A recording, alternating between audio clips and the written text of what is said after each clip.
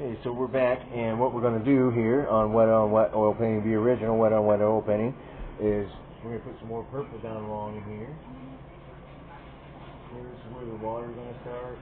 I don't know. I'm going to put some separation between that and this. I haven't quite decided what's going on yet. That's the great thing about painting. You don't have to quite know what's going on right away. Sometimes you just come, sometimes you have an inspiration, an idea, and then the rest just comes later. As you're doing it, you just follow the idea. Those of you who don't want to do it this way, you can put white on your canvas or liquid clear, either one. Liquid clear works really well if you're using black canvas, but you can. Or you can thin out your paint that you get with some paint thinner and use a base coat of like liquid purple, liquid yellow, liquid blue, whatever you want. There are no rules. It doesn't have to be necessarily liquid white, but you gotta mind your technique and know what you're doing so you don't end up with mud mixers. That's where going to learn to paint and learning the technique pays off.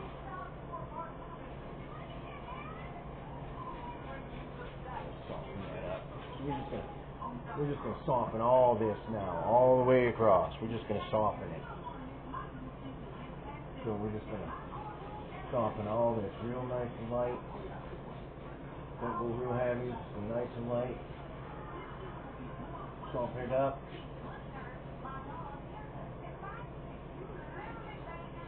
Pull up, pull up. Just soften it nice and light. Soften it. That tell you, distinguish that that's the background right in there. Just like soften it a little bit up. Soften all this up in here. Including this little mountain. We'll put your head back to. And we're just softening all this skyline all along here. You soften it as soft as you like. Barely touch it. Barely touch it. Barely touch it. You come along, you just soften it up, and you barely touch it. Just barely touch it. You know, softer you get it, further it pushes it back. And that's what you want. You want to push it back as far as you can push it back. It gives you the distance illusion.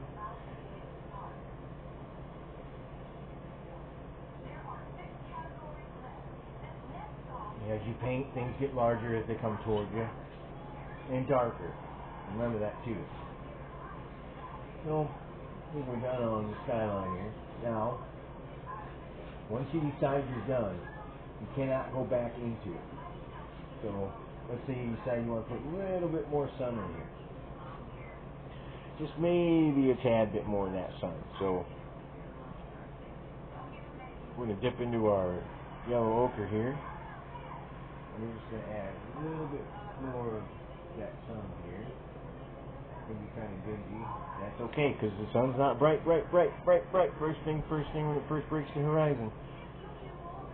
Kind of a dingy looking thing out there. It gradually gets brighter as it comes up.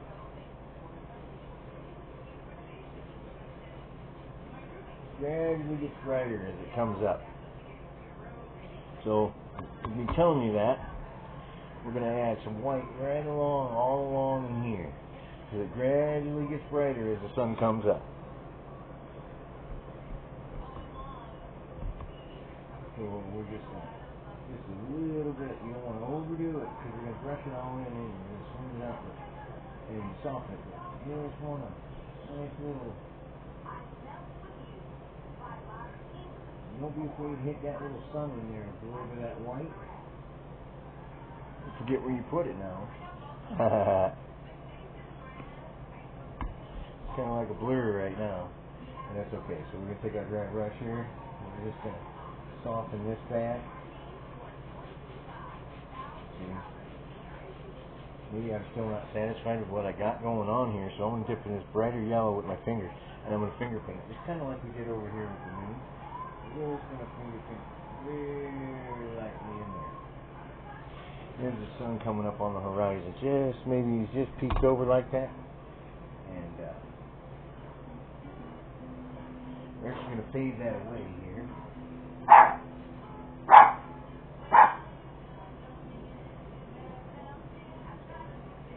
And what are you barking at?